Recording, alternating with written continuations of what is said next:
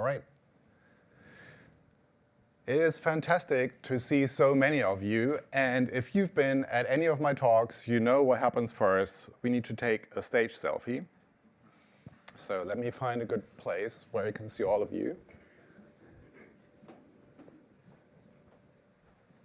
All right.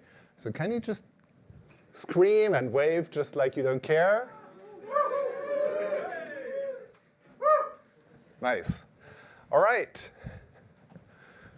So we are at CSG, which is, I think, one of the most googly offices, at least that I've been to. And it's very playful. Unfortunately, we can't show you all of the office building. But there is a website where you can look for job opportunities. And maybe one day you can work here as well.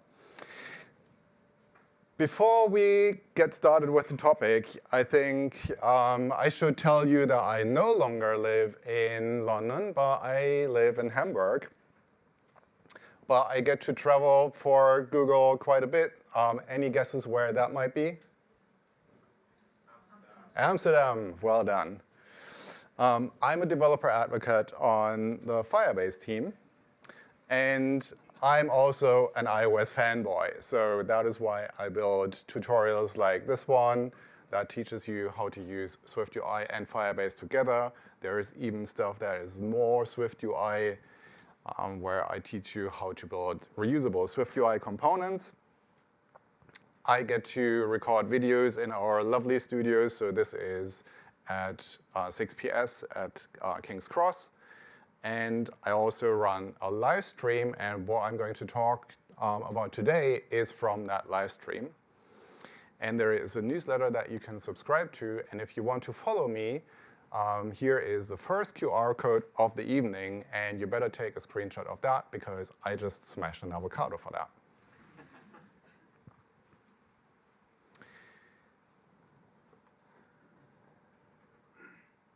All right, so there's more QR codes throughout the talk. Last year, we were at our lovely King's Cross office, and I showed you an application that's called Sofia, and it is basically a supercharged read it later application. It started as a read it later application because I found that there's just not enough read it later applications out there. To be honest, I wanted to build one of my own, and as a person in developer relations, you're always on the lookout for stuff to experiment with the technology and try it hands-on in a real-world scenario, and that is why I built this application. What it does is it has a share sheet. When you come across an interesting article, you can share it into the application. The application will analyze the metadata from the HTML, use that to write a Firestore document with the information like the author, the title, and any tags it can extract. It will also download the pure HTML of the application and of the website, and will store it in the document as well, and it will clean it up of any additional formatting so that you've got the pure formatting of the articles to make it easier to read. And the cool thing about that is it works offline because Firestore is an offline or has an offline mode, and it has real-time synchronization. So any changes that you make while you're offline, for example, you mark the article as read, will be synchronized with the backend once you get online again. All right, so that is basically a read it later app. And of course, with all the AI stuff happening, I added AI features, and one of them is to summarize articles, because who has time to read articles? So in the meantime, since NSLondon 2024, I did those live streams, and I'm in season 3 now, and come next year, it'll be season 4, and it's just going to continue, and it's good fun. So it's always about an hour. Sometimes it's 2.5 hours if I can't solve the problem, and I'm this kind of person. When there is a problem, I want to solve it, and then it sometimes means it takes a little bit longer. So it goes through all the stages of the app development from idea to basically production. That's the idea. Here in this episode, I looked into upgrading the application to Liquid Glass. That was a couple of months ago. And then I also implemented something that I'm going to show you today. WWDC 2025. One of the exciting things that happened back then was Apple introduced the foundation models. And the foundation models are really cool because they allow you to do on-device inference. And that means you can use an LLM on your device to do stuff like summarizing articles or generating text and other things. And I thought, well, why not use that in my application as well? But before we look at the code, let's first think about the benefits of using on-device AI.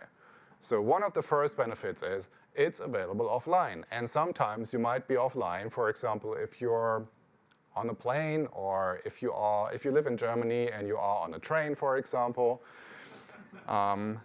The next benefit is it comes at no cost, right? LLMs have gotten cheaper and cheaper and cheaper, but there still is cost attached to it. So if you're able to do all of that locally, there is no cost, so it's completely free, and that's often a good thing.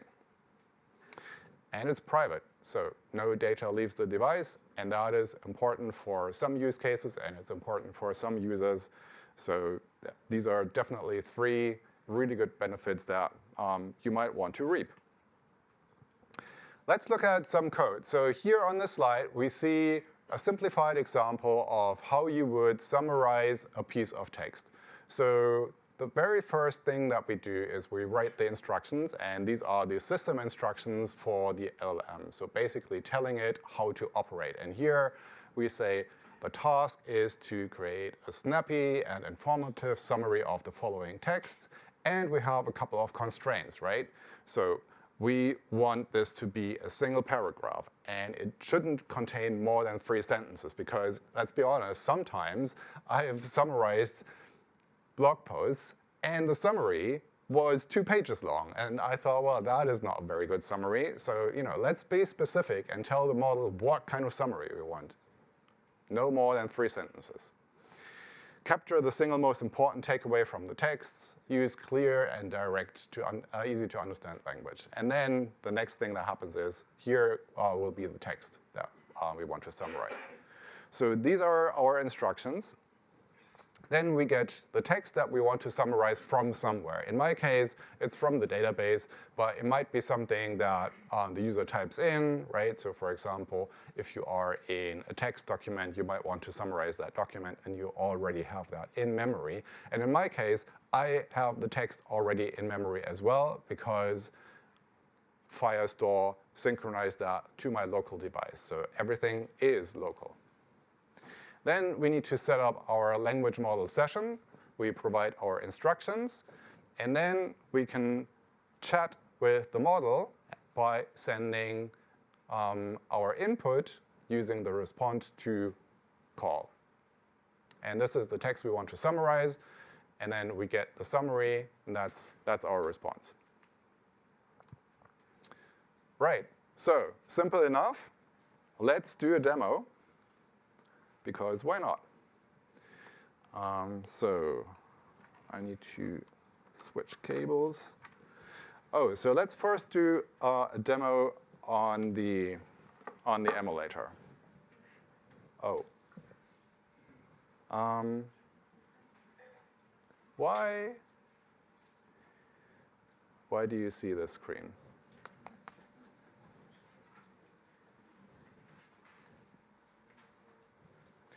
Oh.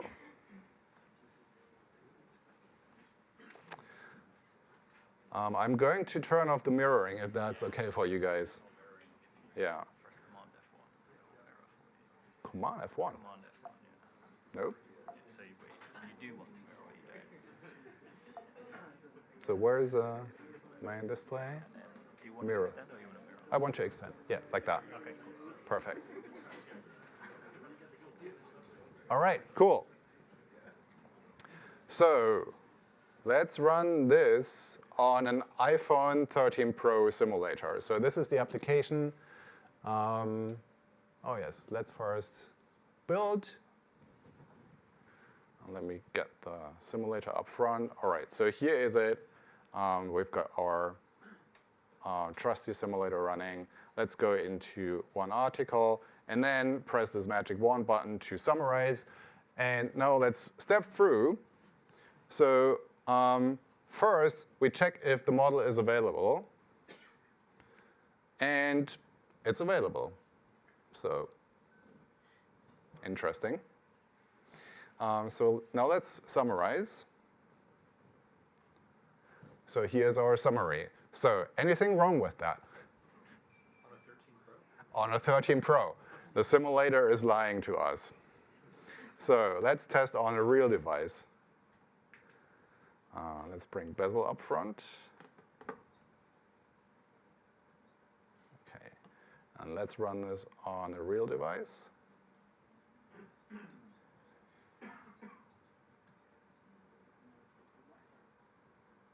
Okay, here we go.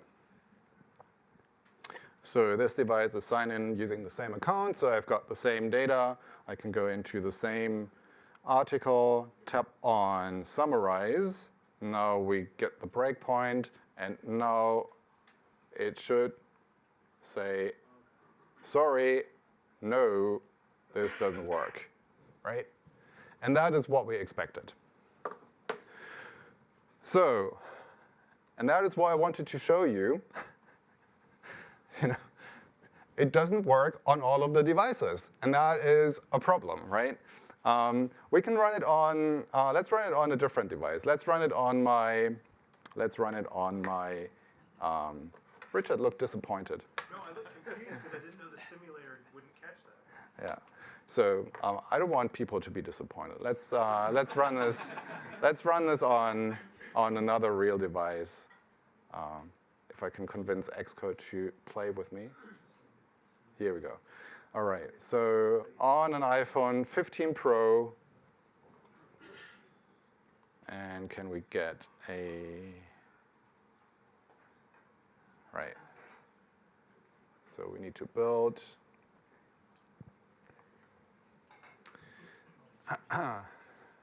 So if I'm over time, it's because I can't see the correct time.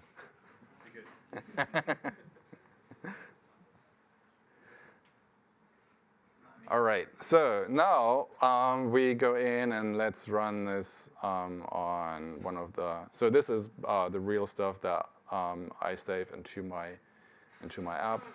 So here we are. So this works, and now we should get a summary, and as expected. So that works. Happy? Great. Okay, let's go back into the presentation. So some of the benefits of on-device AI is cheap, works offline, and it's really nice. But it's not available on all phones, as you just saw. It doesn't work on an iPhone 13 Pro, which is not that old, to be honest. And it's a fine device, right? It can do like lots of things. Also, it might not be available in all regions. Your users might be in regions where it's not available, or they don't have the model downloaded, or they're this kind of weird person like myself, where I switch I am a German, I set the UI to British English, and I set the voice to Australian, because I like the accent. And that often doesn't work with stuff, right? Or the feature is disabled due to a mobile device management policy. Or, and that is also a very big issue, you exceed the token window size. And for the articles that I showed you, it didn't exceed the token window size, but even for a moderately simple blog post, you would easily exceed the token window size of 4,096 tokens, and that is a problem. And you can't even say, well, in that case, I'm going to summarize the article, because the whole point of this use case is to summarize the article. we need a solution, and that solution is hybrid AI. So let's understand what hybrid means. Hybrid is either a thing made by combining two different elements, or hybrid also means of mixed character composed of different elements. So made by combining and mixed character. And that is what we're going to do now. We're going to look at how can we build a solution that allows us to use local inference if possible, but fall back to remote inference if local inference does not work. So we want an automatic fallback. Whenever we detect it doesn't work locally, we want to use a cloud LLM.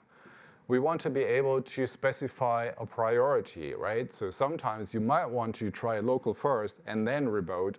Sometimes you want to prioritize the remote model for reasons. We want a unified API, right? I don't want to have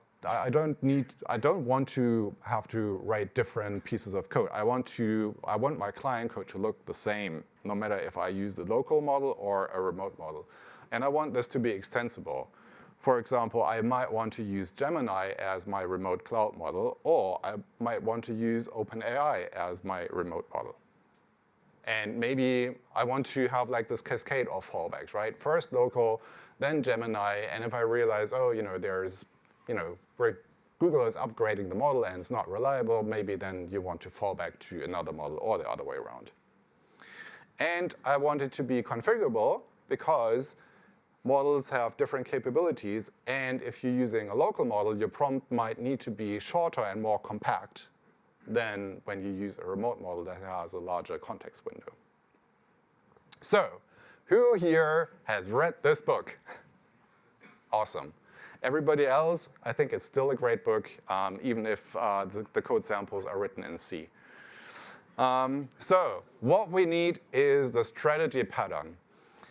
And here we have the parts of the strategy pattern. So on the left-hand side, we've got our summarizer service. So that is the thing that wants to do something, and it wants to use the correct strategy for the use case. And in order to be able to deal with those different strategies without having to write our code in different ways, we use an interface. Here it's called inferencer. It has a couple of properties and one method. So the infer method is what we want to call. And then it has one property to tell us if this inferencer is available. And it has a property where we can put our instructions. And then we've got two specialized implementations of that. One is the local summarizer, and the other one is the remote summarizer, and they do what you expect.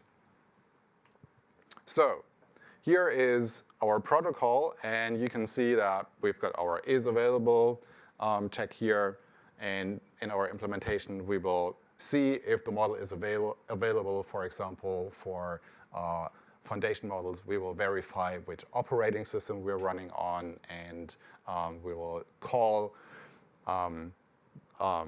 the system call to figure out if the model says, yes, I am available or not. Then we've got our infer method, and that is where the work actually happens. The reason why I call it infer and not summarize is that you might want to use it for different things, not just for summarizing. You might want to generate text, for example. And then here is a field where we can put our custom instructions, our system instructions for the model. So here is our local summarizer, and you can see that in the isAvailable property, we have this check where we see is it enabled, and I'm doing an additional thing here where I use remote config to turn it on and off, depending on whether I want to provide this to the user. And then we do an operating system availability check, and if we are running on iOS 26, that is the lowest operating system that this is available at all, and then we perform this check to see if the model is available. And on on an iPhone 13 Pro, it will say, sorry, no, I'm not available. And then in the infer method, we've got the code that I showed you in the beginning, just slightly more complex because we added some error handling. But basically, we pass in the instructions, we pass in the input, and we get the response and return it. So that's it. Now let's look at the remote implementation, and for that we use Firebase AI Logic. So quick show of hands, who has heard about Firebase AI Logic before? Ooh, wow. Who has heard about Gemini? All right, so, Firebase AI Logic is a Firebase product or feature that makes it possible for you to use Gemini without having to put your API key in your application. Why is that important? Well, if you put your API key, your model API key in your application, be it a mobile application or a web application, anybody can go in, get your API key, and then just use it and cause you a huge bill, and we don't want that. So we've built Firebase AI Logic to, one, avoid this situation for you. So no need to have an API key in your mobile application. We handle all of that behind the scenes for you on the back end. Also, we provide canonical and language-specific APIs that are easy to use, because that is one of the Firebase claims. We want to cut short the time to magic and make it enjoyable to build products and applications. And we want to make sure that you can focus on your work, which is building amazing applications, without having to worry about the infrastructure. So with that being said, here is the implementation of the remote summarizer. And you can see that in the middle there, where it says model, generative model, we basically just set up the model that we want to use, and we pass in the instructions, and then down in the infer method, generating the content and producing the summary, that is just 2 lines of code, really. And once we get the result, we return it to the user, and the user, well, to the caller, and then the caller can do whatever they please.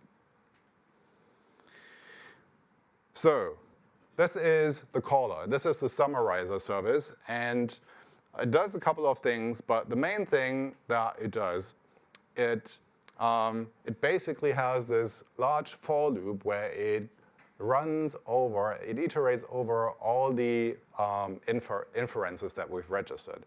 And in our case, we've registered the local inferencer and the remote inferencer.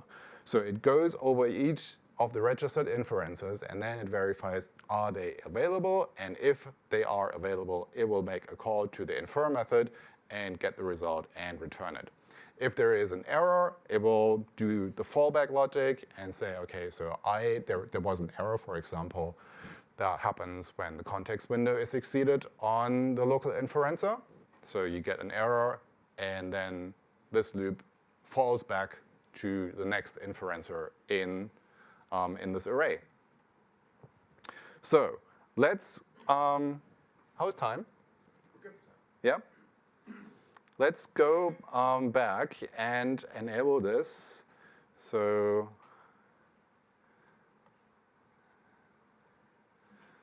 I think that should be it. Okay. So, oh, and yeah, let's run it on the iPhone 13 Pro.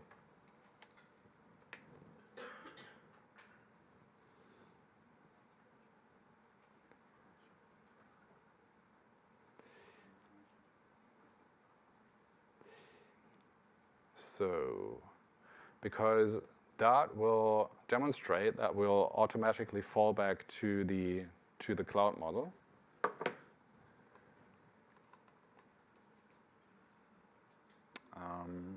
Yep.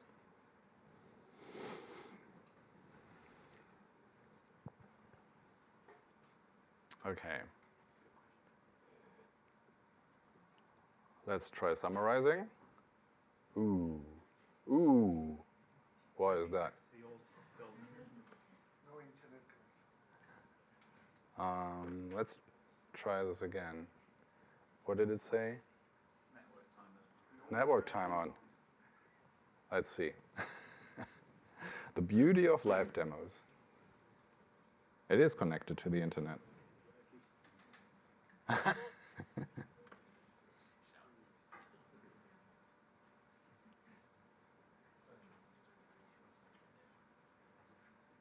Oh. So, interrupted connection, unable to reach hosts. That is interesting.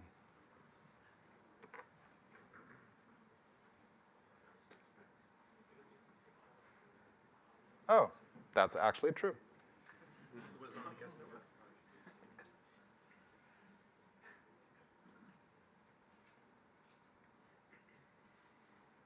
I don't know which network it thought it was on. Oh, here we go. All right, so. Oh.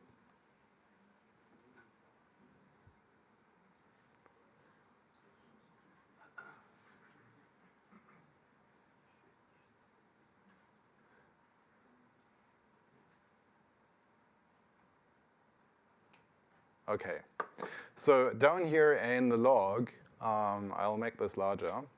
You can see that it first tries to do local inference.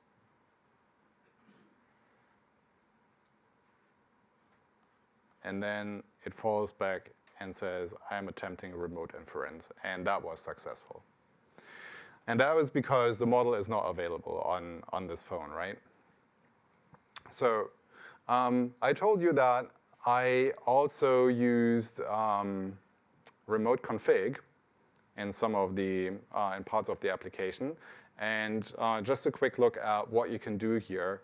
So I set up a couple of properties in the remote configuration for my application here. So for example, I specify the instructions, and you can go in, and it's a little bit hard to read here. So you can specify your instructions, and then I can turn the local summarizer on and off, or I can turn the feature on and off entirely, or here in this case, I can also provide the name of the model I want the application to use. So here I'm using Gemini 2.5 Flashlight. Now with Gemini 3 Pro, I could easily go in and say, can you please use Gemini 3 Pro?